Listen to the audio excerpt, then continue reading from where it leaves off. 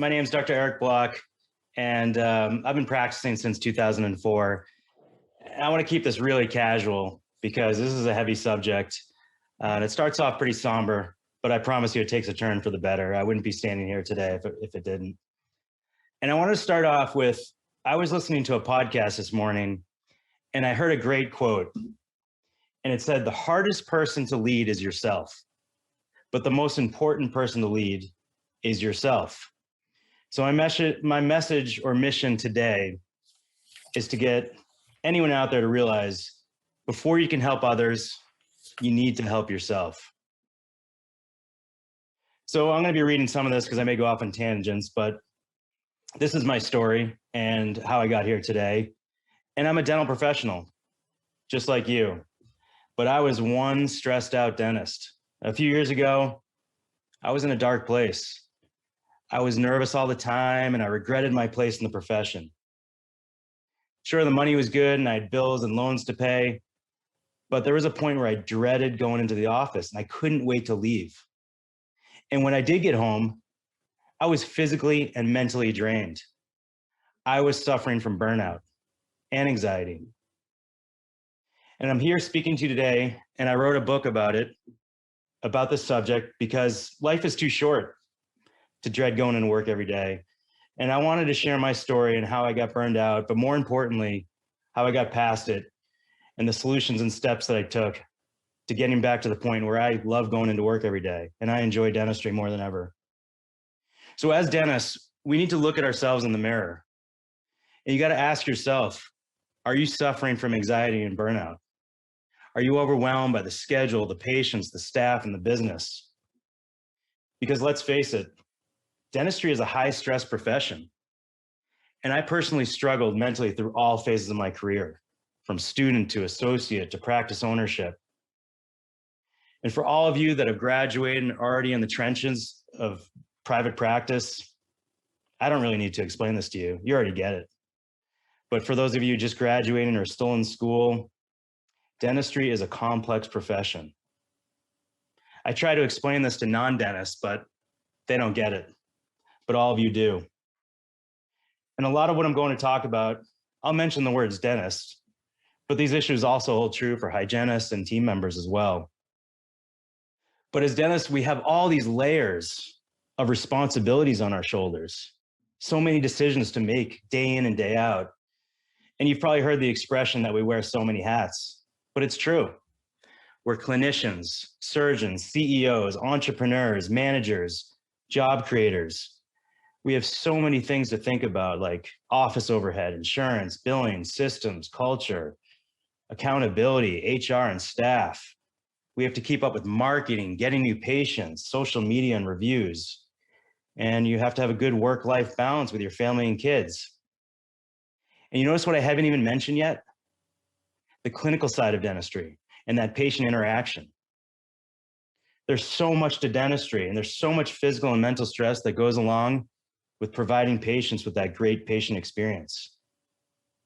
We're literally in a 1 millimeter space, staring at a 1 millimeter space for 30 minutes or more on a moving target with sharp things and drills.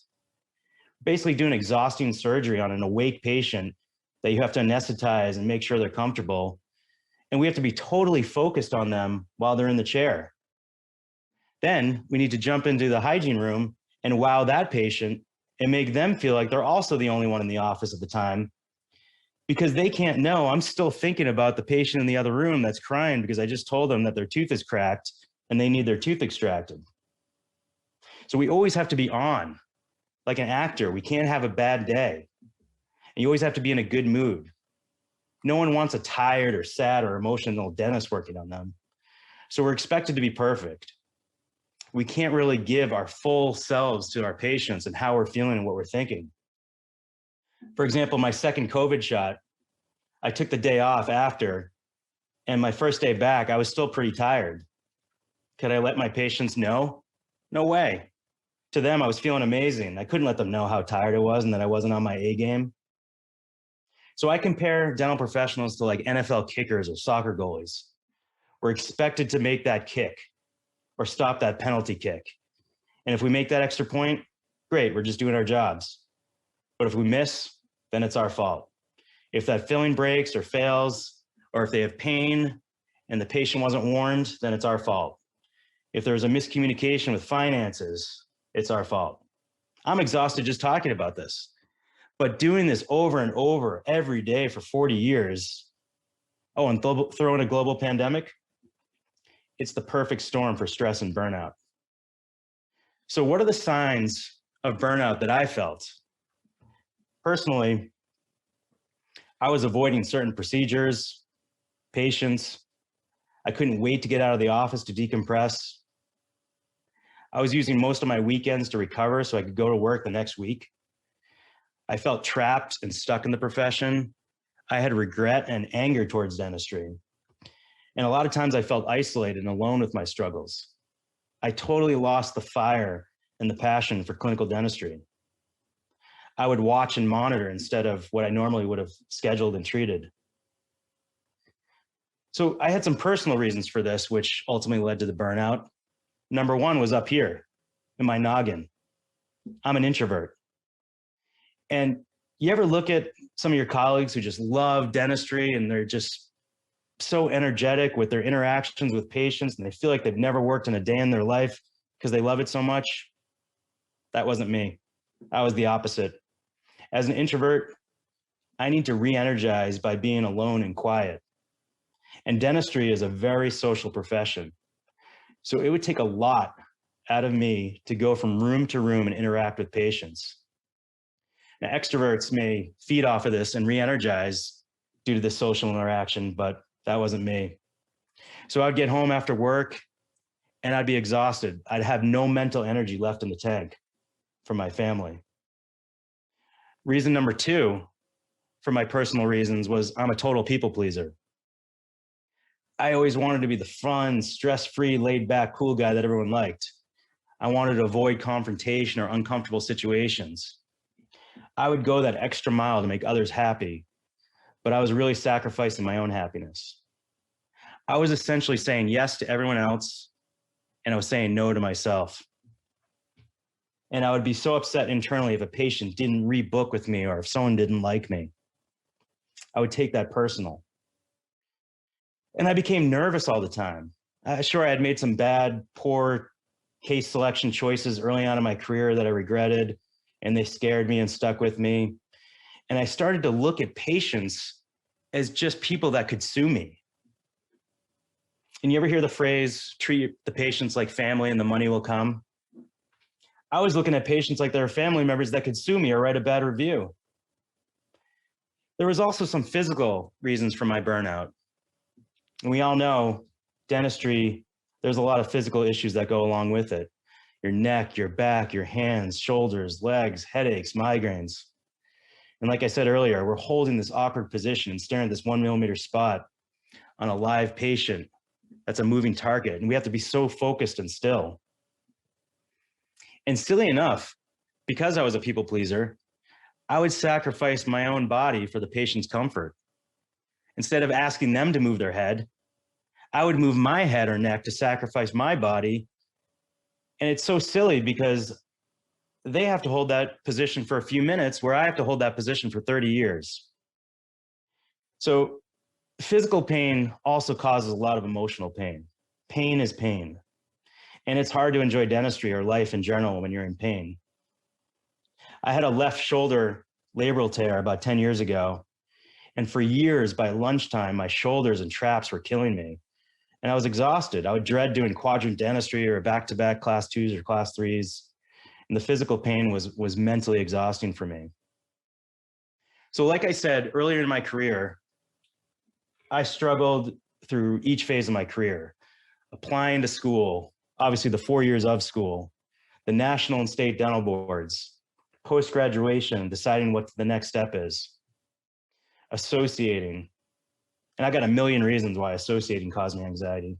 I can go into that later in the Q&A. Then there was the transitioning to ownership and the granddaddy of them all, becoming a practice owner and finally running the show. This is when the real fun begins. Awesome. You're an owner. The good news is it's your office, your decisions, your staff. The bad news is It's your office, your decisions, your staff. And most of us become business owners as dentists with absolutely no accounting or business background.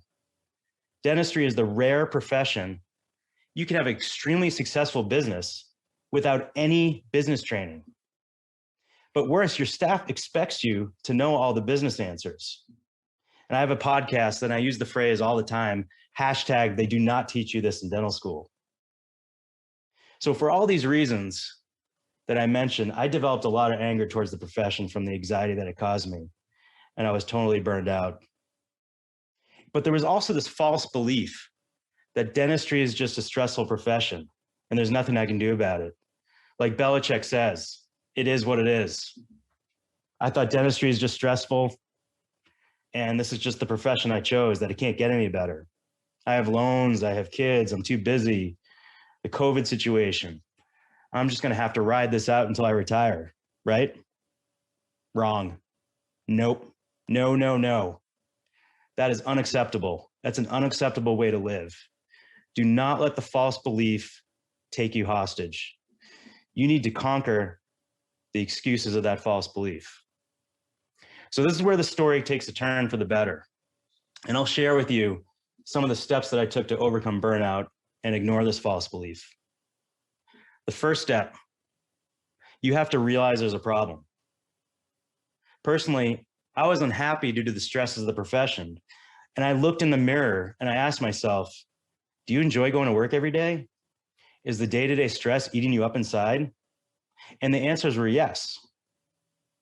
So step two, I took action.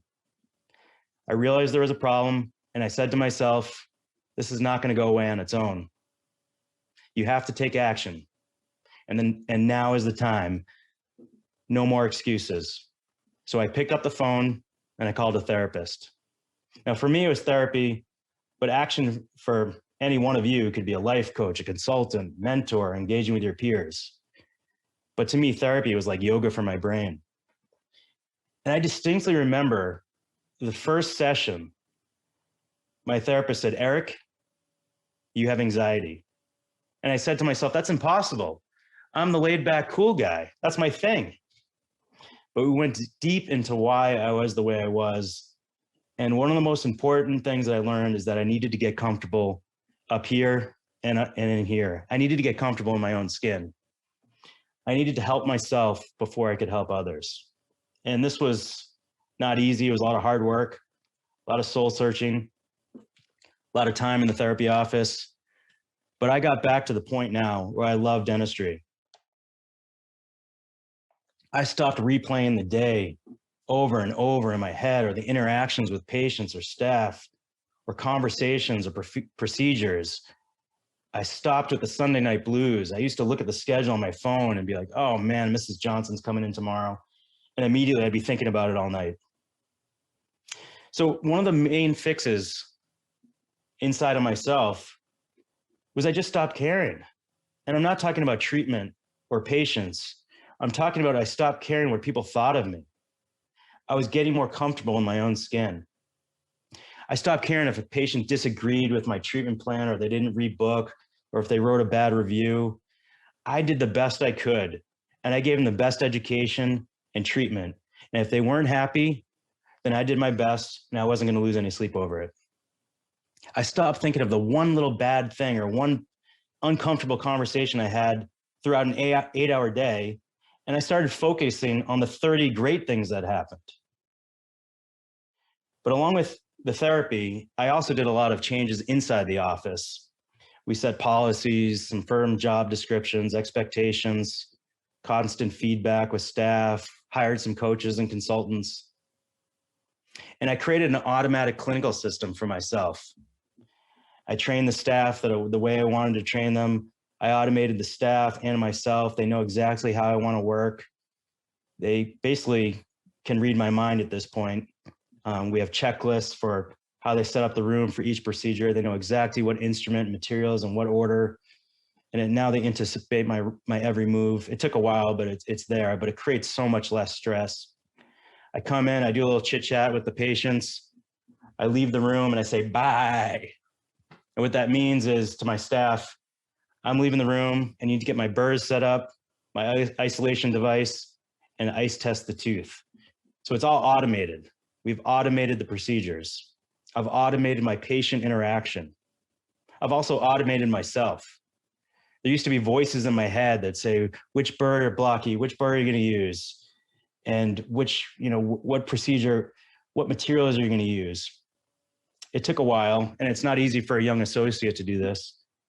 But now I have a systematic approach to all my procedures where I go step to step, burr to burr.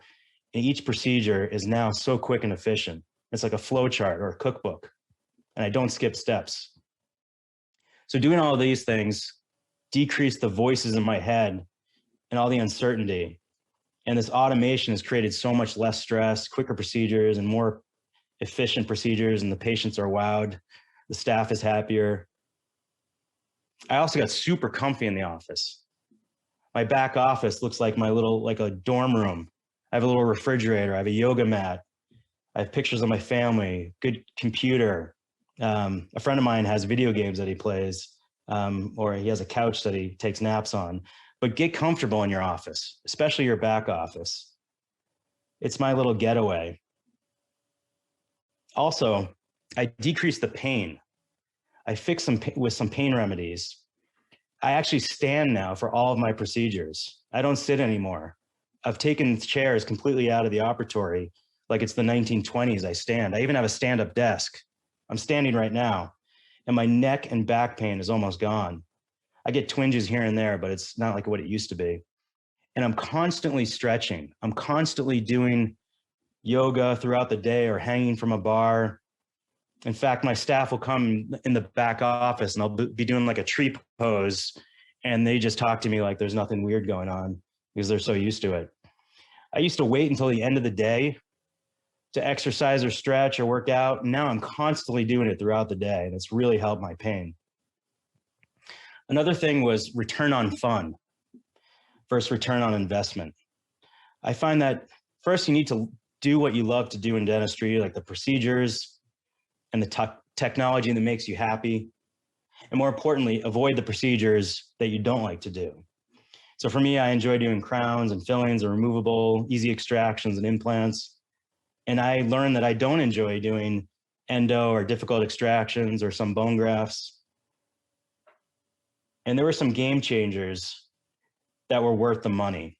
I have an isolation device such as the Isolate or Vaculux I use on every patient. We just got a scanner, so we use a scanner instead of polyvinyl impressions.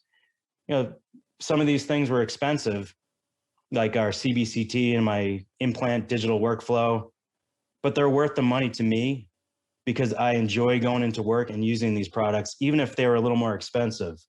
So the return on fun outweighs the return on investment for me.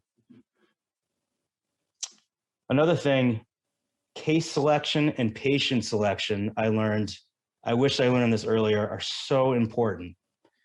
You don't have to make everyone happy to sacrifice your happiness. Pick the patients and the cases that you want to work on. Under promise and over deliver. I remember I had a patient who, of course, this is a major red flag when you walk in the room and they're standing and they're not sitting in the chair, or they're sitting perpendicular in the chair. That's always a red flag. Or when they're bashing their previous dentist, that's a major red flag to me. But this one patient, she said she wasn't sure if I was the one. She was into reading the irises of people's irises, and she looked at me and she wanted to make sure I was the one before I could take x-rays or do my exam. So she looked at my irises, which felt like an eternity. And I guess I was the one because she said I could continue and be her dentist. She saw something in the irises of my eyes. This was a major red flag to me. So I ended up dismissing her because I felt like she could be a little bit of a headache. So you don't have to treat everyone. You don't have to do every case. You don't have to do every procedure. Do what makes you happy. And I know this is hard for an associate because you got to pay those bills, but you have to think of the mental payment as well. Delegate. Delegate is my favorite word. I love that word so much. I delegate as much as possible with expanded functions that's allowable in the state of Massachusetts. When I delegate, I can go back into my comfy office. Outside the office, the most important thing outside the office to getting over stress and burnout is engaging with your peers like we're doing. In dentistry, we're stuck in a little bubble, especially solo practitioners. We're in our four walls of our operatory. We need peer engagement. Only other dental professionals really know what you're going through. I remember my therapist, I was having this long 20-minute rant about something going on in the office between, the staff, the hygienist, the office manager, the assistants. And it was this long 20-minute rant. And then at the end of the rant, my therapist said, "So what does the hygienist do again?" And I was thinking, oh, I just went on this long 20-minute exhausting rant, but it's just hard to put into context to a non-dental professional what actually goes on in a dental office. So you need to engage with like-minded peers. And if you think about it, dental school, our peer engagement was at its highest. I had 99 other students in my class to commiserate with, and I had mentors all over the place with teachers, and they were so accessible. They were right there. But in private practice, it's not the same, especially for those in a solo practice. But there is nothing like venting or engaging with your peers. So we need a constant reminder, realizing that you're not the only one going through this. One of my final keys to me getting over burnout: distractions. During the Corona shutdown, I actually said to myself, you have two options. You can just wait this thing out and stay in your dental comfort zone and do nothing, or you can do some things you have never done before. And that was kind of scary. But during the quarantine, I developed a website, I started writing a book, I started blogging, and I developed a podcast. And having those other distractions is such a comfort because I'm not just focused on the office. In fact, if a patient cancels, I'm like, okay, no big deal. I'm going to go work on something else. So having a distraction other than just dentistry, I think is a great way to get over burnout. And I feel like if I didn't have other things going on and I was just thinking about the office, that burnout could be creeping back in every once in a while. So I'm going to wrap things up, and then we can get to some Q&A. And I'm no expert. I'm just a dentist or a dental professional just like you. But dentistry it's a stressful, taxing profession, both mentally and physically. And if you don't take care of yourself, you can get burnt out and dread going into work each day. In the end, you want to work in an environment that you enjoy and people you enjoy working with. So I kicked that false belief. I kicked it like Danny LaRusso kicked Cobra Kai. I said to it, see ya, and wouldn't want to be ya. And I started getting back to enjoying the profession again. I got comfortable in my own skin. I started saying yes to myself. I engaged with my peers so I don't feel so isolated. I created automation in my office. I started delegating more. I find the procedures and techniques or technology that makes me happy, even if it costs a little bit more money. So you got to find your happy place and get comfy. And that's pretty much it.